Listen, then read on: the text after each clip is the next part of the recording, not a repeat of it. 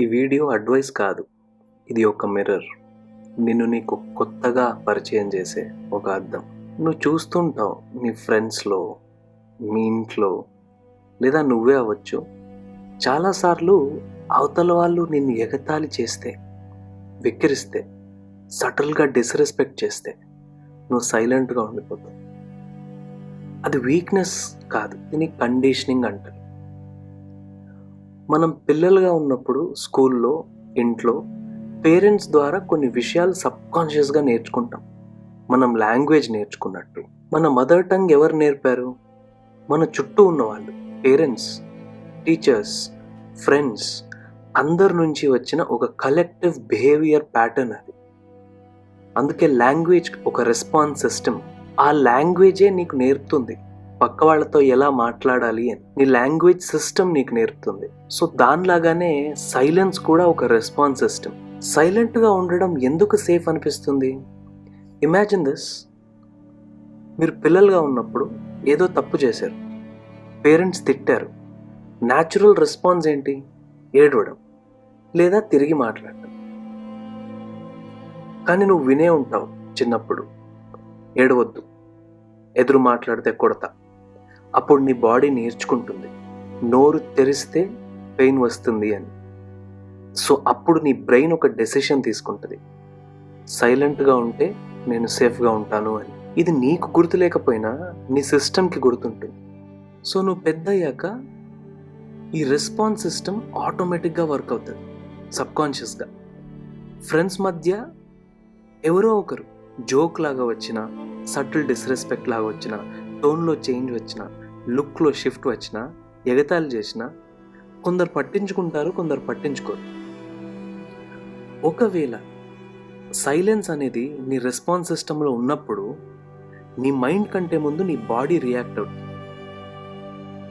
Chest tight అవుతుంది, breathing మారుతుంది, confidence Sheikh అవుతుంది. నీ మైండ్ నీకు చెప్తుంది ఇది నాకు నచ్చట్లేదు, ఇది అన్కంఫర్టబుల్గా ఉంది. కానీ నువ్వు మాట్లాడలేవు. నువ్వు మాట్లాడలేకపోయినంత మాత్రాన నీకు ధైర్యం లేదని కాదు, నీ కండిషనింగ్ అది. సో ఆ కండిషనింగ్ నుంచి సైలెంట్గా ఉండటం అలా అలా నీ పర్సనాలిటీలో ఒక ట్రైట్గా మారిపోతుంది.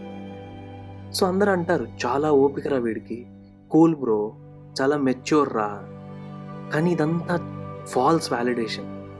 మెచ్యూరిటీ సైలెన్స్లో కాదు, డిస్రెస్పెక్ట్ఫుల్గా అనిపించినప్పుడు పొలైట్గా స్టాండ్ తీసుకోవడంలో ఉంది. ఈ సైలెన్స్ నువ్వు కాదు, అది నీకున్న ఒక చెడ్డ అలవాటు. నీ నర్వస్ సిస్టమ్ ఒక పాయింట్లో ఒక డెసిషన్ తీసుకుంటుంది, మాట్లాడితే ఇబ్బందులు వస్తాయి. సైలెంట్గా ఉంటే రిలేషన్షిప్స్ నిలుస్తాయి అని నమ్ముతావు.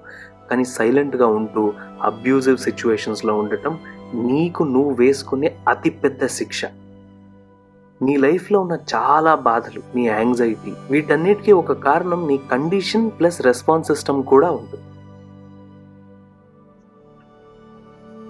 డిస్రెస్పెక్ట్ ఎక్కువగా బయట వాళ్ళ నుంచి రాదు, నీ సొంత వాళ్ళ నుంచి వస్తుంది. ఫ్రెండ్స్, ఫ్యామిలీ, ఆఫీస్లో సీనియర్స్. ఎక్కడైతే పవర్ ఇంబ్యాలెన్స్ ఉంటుందో అక్కడ నిజం చెప్పడం చాలా డేంజరస్గా అనిపిస్తుంది. డేంజరస్ అంటే గొడవ కాదు, బట్ ఒక ఫియర్ ఆఫ్ రిజెక్షన్. నీ ఫ్రెండ్స్ గ్రూప్లో ఇలా ఎవరైనా సటిల్గా నిన్ను డిస్రెస్పెక్ట్ చేశారనుకో, నువ్వు తిరిగి మాట్లాడేవనుకో, ఆ ఫ్రెండ్స్ గ్రూప్ నుంచి నిన్ను ఏలియనేట్ చేసేస్తారేమో, ఆ ఫ్రెండ్స్ గ్రూప్ నుంచి నిన్ను వెలివేసేస్తారేమో అని ఒక భయం. అది ఫియర్ ఆఫ్ రిజెక్షన్. సో చిన్నప్పటి నుంచి ఉన్న కండిషనింగ్ వల్ల సైలెంట్గా ఉండటం నీకు చాలా సేఫ్ అనిపిస్తుంది. కానీ నీ మైండ్కి తెలుసు అది సేఫ్ కాదు అని. సైలెంట్గా ఉన్నంత మాత్రాన డిస్రెస్పెక్ట్ పోదు. నువ్వు తిరిగి ఇంటికి వచ్చినప్పుడు నీ యాక్చువల్ సేఫ్ స్పేస్ అంటే నీ రూమ్లో నువ్వు పడుకున్నప్పుడు నీకు ఈ సినారియోస్ అన్నీ నీ మైండ్ మళ్ళీ రిపీట్ చేసి చూపిస్తుంది, జూమ్ చేసి చూపిస్తుంది. నేను ఇలా చేసుంటే బాగుండేది, నేను తిరిగి మాట్లాడితే బాగుండేది అని నీకు అనిపిస్తుంది. కానీ నువ్వు మాట్లాడలేదు కదా, నువ్వు బాధపడతావు. ఆ బాధలోంచి యాంగ్జైటీ వస్తుంది, యాంగ్జైటీలోంచి కోపం వస్తుంది, ఆ కోపం నుంచి చిరాకు వస్తుంది. సో ఇది ఒక ప్యాటర్న్ లాగా మారిపోతుంది. ఇది జస్ట్ ఒకే ఒక్క సిచ్యువేషన్, ఇది జస్ట్ ఒకే ఒక్క కండిషనింగ్, ఇది ఒకే ఒక్క రెస్పాన్స్ సిస్టమ్. ఇలా థౌజండ్స్ ఆఫ్ రెస్పాన్స్ సిస్టమ్స్ కలిసి ఈ కండిషనింగ్ వల్ల నువ్వు ఇలా ఉన్నావు. పోనీ నువ్వు ఒకరోజు డిసైడ్ అవుతావు, ఎనఫ్ ఇస్ ఎనఫ్, నేను మాట్లాడాలి అని. నువ్వు మాట్లాడతావు. నువ్వు అలా అనడం నాకు డిస్రెస్పెక్ట్ఫుల్గా అనిపించింది అని. రూమ్ సైలెంట్గా అవుతుంది. వాళ్ళకు షాక్ కొడుతుంది. ఎందుకంటే వాళ్ళు నీ నుంచి టాకింగ్ బ్యాక్ ఎక్స్పెక్ట్ చేయలేదు. నువ్వు రియాక్ట్ అవుతావు అని అనుకోలేదు. కానీ నువ్వు రియాక్ట్ అయ్యేసరికి వాళ్ళకి అర్థం అవ్వదు. ఎందుకంటే వాళ్ళు నీకు ఇచ్చిన రోల్ అది కాదు. నీకు ఇచ్చిన రోల్ డిస్రెస్పెక్ట్ని తీసుకునే వ్యక్తి. సో అప్పుడు ఏమవుతుంది? You stood up for your self. జనరల్గా 3 రకాల రెస్పాన్సెస్ వస్తాయి. ఒకటి, నిజమైన మెచ్యూర్ పీపుల్ యాక్సెప్ట్ చేస్తారు, సారీ చెప్తారు. రెండో రకం వాళ్ళు గ్యాస్ లైట్ చేసేవాళ్ళు, గిల్ట్ ట్రాప్లో పడేస్తారు, రివర్స్ సైకాలజీ వాడతారు. నీ నుంచి అసలు నేను ఇది ఎక్స్పెక్ట్ చేయలేదు, మన ఫ్రెండ్షిప్కి నువ్వు ఇచ్చే విలువ ఇంతేనా, నువ్వు నాకు చాలా ఇంపార్టెంట్ అనుకున్నాను, నేను నీ క్లోజ్ ఫ్రెండ్ అనుకున్నాను అని ఇలా గేమ్ ఆడతారు. అది వాళ్ళకు కూడా తెలియదు. అది కూడా సబ్కాన్షియస్ వేలోనే అవుతుంది. ఎందుకంటే అది వాళ్ళ కండిషనింగ్. సో ఇమీడియట్గా డిఫెన్స్లోకి వెళ్ళిపోతారు. మూడో టైప్ వాళ్ళు రిపీట్ అఫెండర్స్. నువ్వు ఎన్ని చెప్పినా వాళ్ళు మళ్ళీ డిస్రెస్పెక్ట్ చేస్తారు. ఇలాంటి వాళ్ళని వదిలేసి ఈ రెండో రకం వాళ్ళు గ్యాస్ లైట్ చేసే వాళ్ళు ఉన్నారు కదా, వాళ్ళకు నువ్వు విలన్లా కనిపిస్తావు. వాళ్ళు అంటారు, నువ్వు మారిపోయావు, ఏంట్రా ఓవర్ యాక్షన్ చేస్తున్నావు, ఓవర్గా రియాక్ట్ అవ్వకు. వాళ్ళు కన్ఫ్యూజ్ అవ్వలేదు. అది వాళ్ళ డిఫెన్స్ మెకానిజం. దీని తర్వాత మోస్ట్ ఇంపార్టెంట్ స్టేజ్ వస్తుంది. ఇక్కడ చాలామంది ఫెయిల్ అవుతారు. విలన్ లేబుల్ పడగానే మీరు మళ్ళీ సైలెంట్ అవుతారు. నీ బ్రెయిన్ అంటుంది, నిజం చెప్తే ఇదే ప్రాబ్లం, నేను సైలెంట్గానే ఉండాల్సింది అని. బట్ ఇది పెద్ద అబద్ధం. ప్రాబ్లం నిజం కాదు, నీకోసం నువ్వు నిలబడటం కాదు. ప్రాబ్లం ఏంటంటే అది unfamiliar strength. Growth always feels wrong at first. So నీకు బౌండరీస్ ఉండాలి. నువ్వు నీ కోసం నిలబడ్డావా, నీ బౌండరీని డిఫైన్ చేసుకున్నావు అని అర్థం.